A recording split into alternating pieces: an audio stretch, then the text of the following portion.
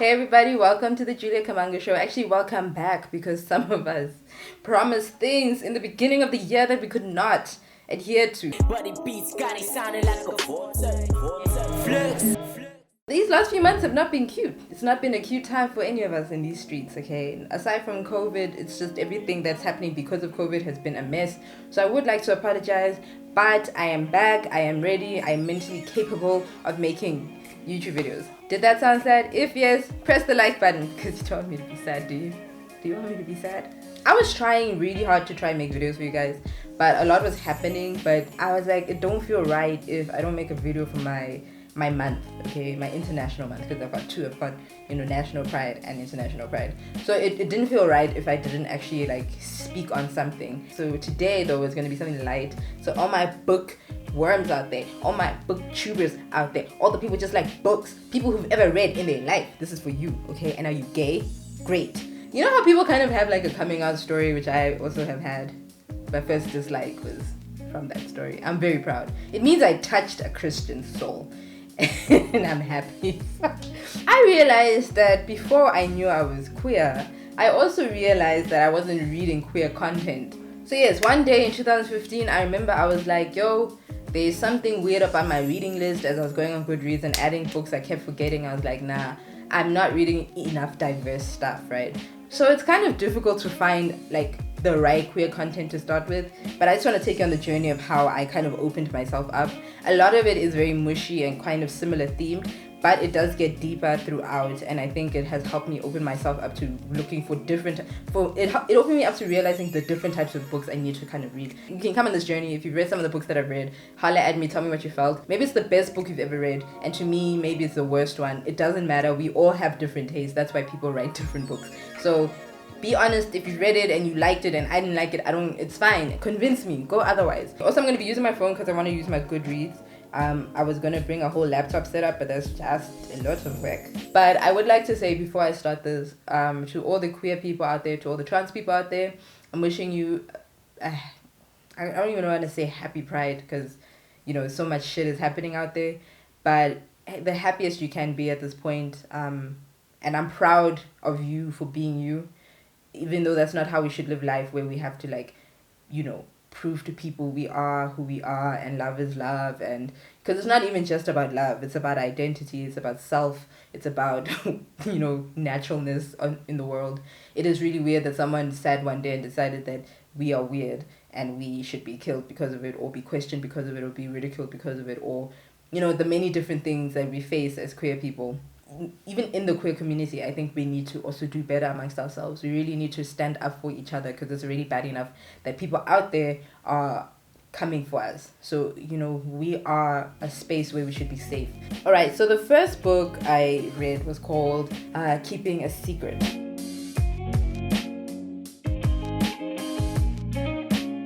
Now, I remember reading this book. It was very, very fast to read and stuff like that, very easy to read. First book I'm reading where people are queer and questioning themselves. And I think it also helped me open my eyes to myself because a few months later, I realized I was queer. But I think, it was this very interesting idea of how it must feel to be a queer person and in their mindset, especially in high school. I mean, you've got everything going for you and you always feel like you kind of know yourself, which is something I said in my coming out video. I always felt like I knew myself.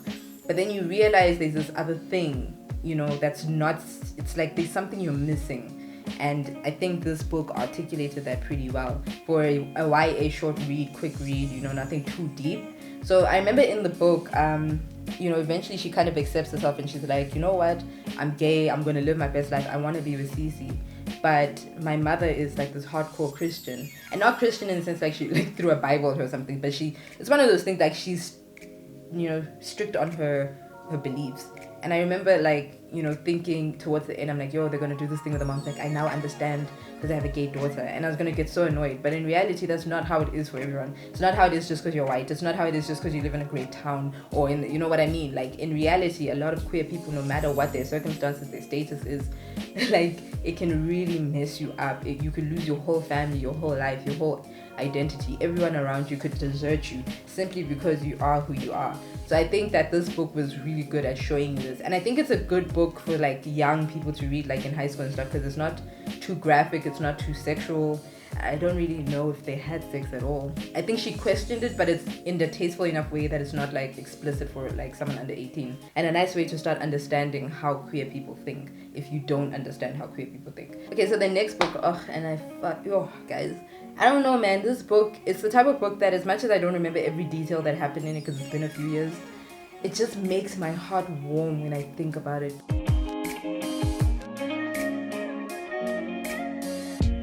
The author had a very interesting way of kind of communicating how Astrid felt.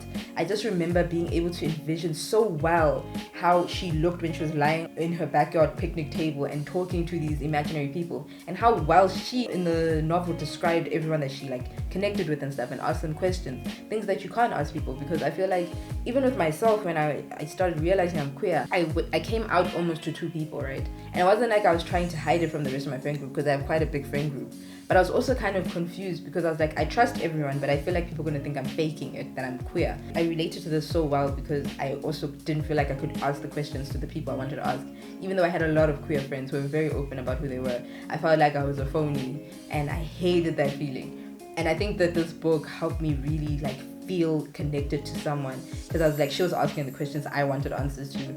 And as much as we didn't necessarily get the answers like from the people she was asking, throughout the book the questions were answered. And I think that is just the most beautiful thing anything can do. But aside from that, it's just so well written and the character's so likable. And I don't know if I liked her girlfriend, but it's fine, because it's like your first relationship in high school is not going to be great, because I don't like this thing of every queer character is super likable, you know what I mean? But the main character was just, I just loved her. She was just so chilled. She was a kid, you know what I mean? And you know, her secret was so deep, but the way she reacted was like a kid. And I think the author was able to tap into that childlike sense very well, but a little bit of maturity, because she's asking such big questions. Because I feel like queer people have to mature pretty fast, because life is going to throw us fucking curveballs. My next book I read,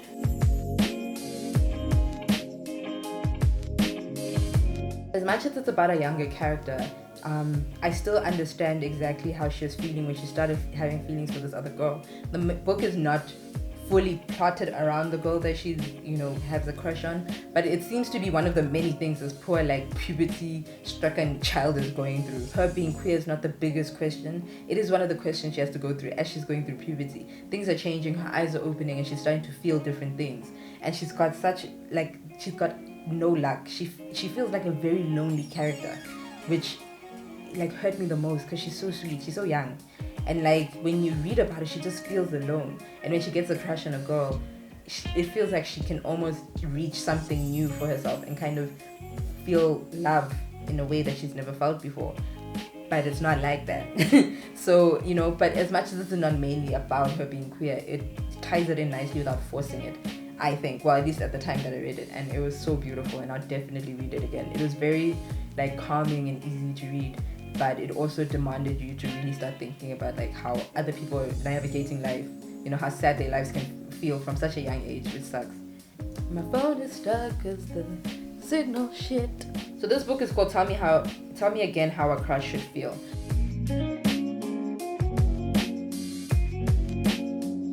So I remember when I read this, right, I was like, oh, it's going to be really dope, because now I'm going into a space where I'm reading about different types of racial groups exploring their sexuality.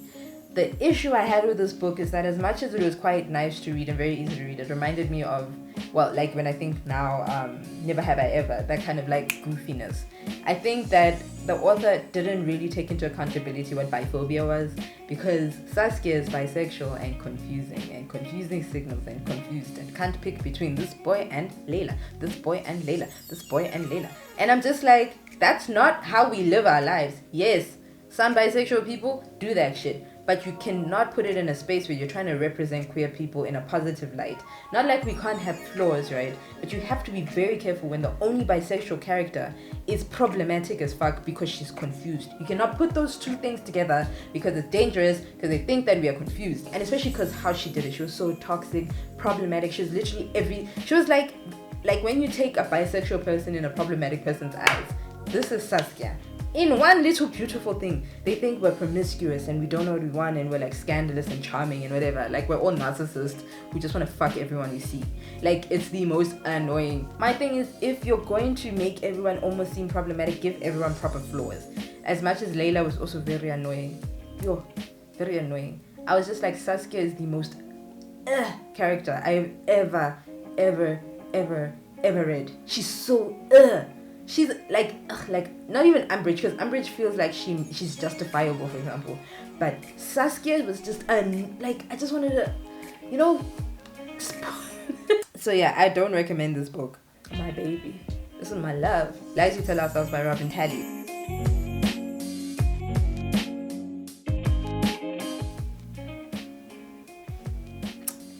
So it's about a character named Sarah who is one of the first black students to go to a white school, right?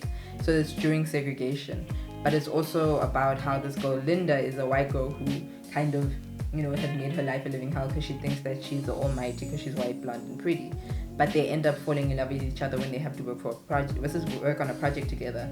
But it's also about so much more than that, because I feel like their love wasn't forced. It's like, oh, he's too racist, versus this one person's racist and the other one's black, oh no, look at them, love is love, it's not even that. It felt like there were so many risks to Linda hanging out with Sarah, right? If we look at it from her point of view, because as much as she's this white privileged girl, she's also a kid, and she's been taught that segregation is the right thing, right? Not like we should, but you know what I mean? Like this is what's been ingrained in her. She's 18, this is all she knows, and now she has to work with this black girl who thinks she's smarter than her, but is actually smarter than her. But they also have more in common than they think. It's also like this thing of trying to like her, on a sense of trying to work with her and trying to get past your racistness. And the worst part is, once you get past that shit, you realize you're in love with this person and you're like, what the fuck, dude? I can't be in love with this person and she's a girl. Like, it don't make sense to me. And it's a type of love where it's like, you even as the reader can see it, and you're just like, just kiss each other. Like, it's just like, Jesus, just, I know you shouldn't be doing it, but just kiss each other. It's bad enough that you guys are, interracial, and now you're queer, and now you have to work on a project together, and that's already like a problem. Especially because Sarah went back to the community and everyone kind of looked up at her like, oh, so you think you're better than us because you went to white school, even though she's suffering constantly, and everyone's looking at Linda like, ew, you're working with a black girl, like, oh my god. Because this author is white, but she somehow depicted blackness in a very interesting way that I was like, you did your research, which I'm happy for, because if you're going to write about something this deep, you better fucking work. Like, it feels like she really went and spoke to people about how they felt in the space. She really ingrained herself in black culture, and not in an appropriate kind of way, but she did it in a very like appreciative type of way where I didn't feel like punching her and being like, that's not how black people talk, but it felt real. It felt like she grew up during this time, but she's way too young to have done that. And she's also queer in real life, so I think it's just chef's kiss, bruh. This book, if you don't read any other book from the queer community, this is the one you gotta read. Okay, this and Color Purple, you know what I'm saying? So I started realizing as I was reading these books at this point that I hadn't like read about men. I want to kind of understand what like everybody was going through at the time, especially since I was, coming out and questioning and understanding that yes, it's not a question anymore, it's an answer, you're queer. If you've read this, you know what I'm talking about. Aristotle and Dante discover the universe.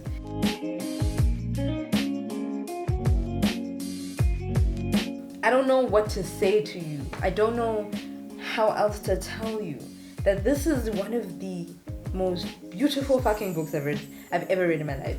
I don't care what anybody gotta say. I don't care what you want to convince me, okay? There's nothing you can say to me that will convince me that this book is trash. You can tell me you didn't like particular aspects, fine, no problem. But this is just for ya. With this novel, I remember that Arya and Dante kind of grew up together in a way. Not like they were like, oh, homies from 4 years old, but when they finally met, they kind of grew in this beautiful life. So you do see them throughout their lives. But it's so innocent, the way that they portray these characters. Because when they're pretty young, meeting at the pool and stuff, it's kind of like, okay, this weird kid, this angry kid, whatever, But then they start confiding in each other, which is kind of something that I wish lots of men would do, because some of y'all need help. It was very interesting to see like a healthy-ish example of, what a male friendship could look like. And I say healthy-ish because you have to remember that they were also teenagers. So they went through different things and lashed out at each other sometimes. And were kind of, not toxic, but, they had misdirected emotions. So sometimes they get annoyed with each other when it wasn't really about each other. But aside from that, they were able to communicate about it and able to, hold each other accountable at some point. And also like grow together in a beautiful way that was actual growth, and not just you're growing as an age, but you're growing as a person, which is how they found out that they were in love with each other.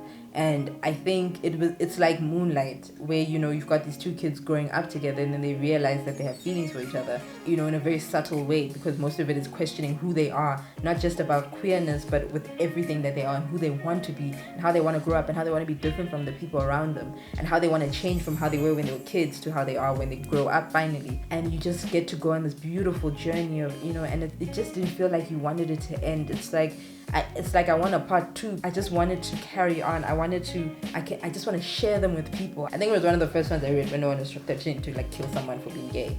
But of course the questions are difficult, but it's just, I think it was just so beautifully written. The last book that I'm going to talk about in this category is called More Happy Than Not by Adam Silveira.